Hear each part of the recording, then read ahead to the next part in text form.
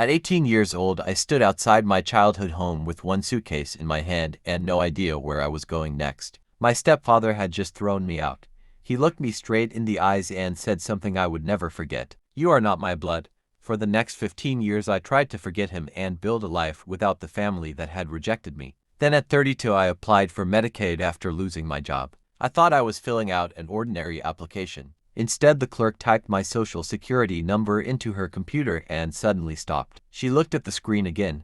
Then she looked at me. She quietly said that something was seriously wrong with my number.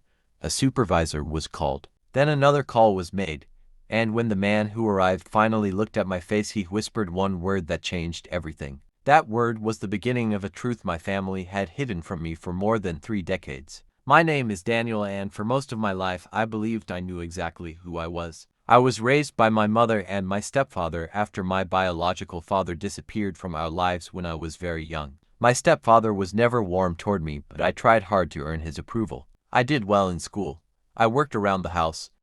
I never asked for much. I honestly believed that if I worked hard enough, he would eventually see me as his son. But when I turned 18, everything changed. One night we had an argument about money and my future. I remember standing near the front door while my stepfather shouted that I was old enough to take care of myself. Then he said the sentence that stayed inside my head for years. "You are not my blood." I asked him what he meant. He refused to explain. My mother stood in the background crying, but she said almost nothing. Within minutes I was outside with a suitcase and a few dollars in my pocket. I spent the next several years trying to survive. I worked wherever I could.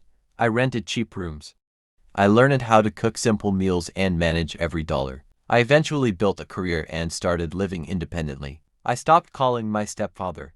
My relationship with my mother became distant. But one question never disappeared. Why had he said I was not his blood? I assumed he meant that he was my stepfather and nothing more. I told myself it was just a cruel thing said during an argument. 15 years passed. Then at 32 I lost my job. My savings disappeared quickly because rent and bills did not stop simply because my income had stopped. I applied for Medicaid because I needed health coverage and could not afford private insurance. The application seemed routine. The clerk asked for my identification and social security number. I gave it to her. She typed the number. Then she stopped. At first I thought the computer had frozen. She typed again. Her expression changed. She asked me to wait while she called someone. A few minutes later another employee came over.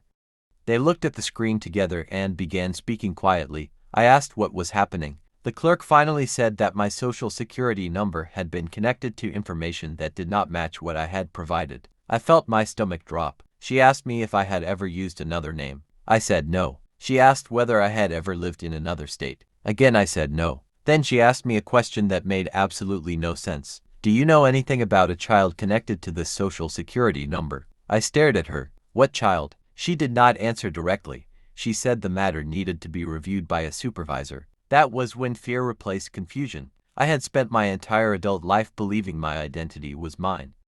Now a government record was suggesting that someone else had been connected to my number. The supervisor arrived and reviewed the information. He asked me where I had grown up. I told him. He asked about my mother. I told him her name. Then he asked about my stepfather. The moment I said his name, the supervisor looked at me differently. He asked whether I had any documents from my childhood. I said most of my belongings had been lost when I left home. He told me that I should not make assumptions and that the information had to be investigated. That night I called my mother. She did not answer. I called again. Still nothing. The next morning she finally returned my call. I asked her what she knew about my social security number. There was silence. Then she started crying. I asked her again. This time she said something I had never expected. "Your stepfather knew." I could barely speak. "Knew what?" She said there had been paperwork from my childhood that I had never seen. She said my stepfather had handled many of the family documents and that she had trusted him. I asked her whether my identity had been used by someone else. She said she did not know. But then she told me something even more disturbing. When I was a child, there had been another child whose information had become part of a family paperwork problem. She would not give me details over the phone. I demanded the truth. She finally admitted that my stepfather had always been afraid that someone would investigate old records. Suddenly his words from 15 years earlier came back to me. "You are not my blood." For the first time I wondered whether he had not been insulting me. Maybe he had been trying to hide something. I contacted the appropriate authorities and began gathering every document I could find. Birth records, school records, medical records, old photographs, anything that could establish who I was. The investigation became bigger than I expected. Official guidance confirms that Social Security number misuse can involve someone working under another person's SSN or filing claims under another person's number. The Social Security Administration also advises people who suspect misuse to review their records and report inconsistencies. The more records investigators examined, the more questions appeared. There were gaps in my childhood paperwork. There were inconsistencies in old documents. And there were financial and administrative records that I had never known existed. Then investigators discovered something that made me realize why my stepfather had been so desperate to keep me away from the truth. My identity had potentially been connected to records that were not mine. I suddenly understood something terrifying. When I was 18 and he threw me out, I had believed he was rejecting me. But perhaps he was trying to distance himself from a secret that was becoming harder to control. The case eventually led investigators to examine old records and possible identity misuse. I also learned that child identity theft is a real problem. The Federal Trade Commission explains that stolen information belonging to children can be used to obtain services or benefits, open accounts, apply for loans, or commit other types of fraud. Medical identity theft is also real.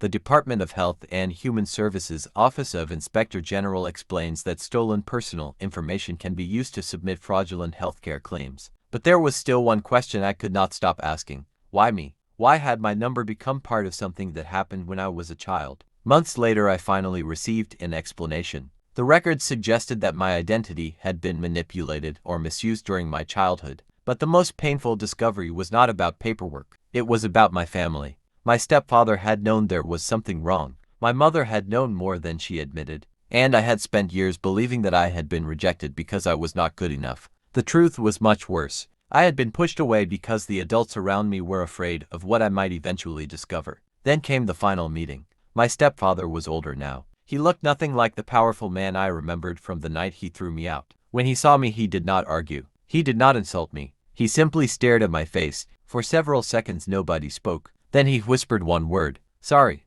I expected anger. I expected an explanation. Instead, I felt something completely different. Relief. Because for the first time, I knew that his rejection had never been proof that I was worthless. It had been proof that he was hiding something. I spent years believing that family was determined by blood. But that day I learned something more important. Family is not the person who shares your blood. Family is the person who tells you the truth when the truth is difficult. And sometimes the biggest secret in your life is not who you came from. It is why someone worked so hard to make sure you never found out. That night I went home and looked at the suitcase I had kept since I was 18. It was old and damaged, but I had never thrown it away. For years I thought it represented the day my family abandoned me. Now it represented something completely different. It represented the day I started becoming independent. I lost a family that night, but I eventually found the truth. And the truth taught me that being rejected by someone does not mean you are unworthy of love. Sometimes people push you away because they are afraid you will discover what they have been hiding. If you were in my position, would you forgive the stepfather or would you walk away forever? Tell me your answer in the comments.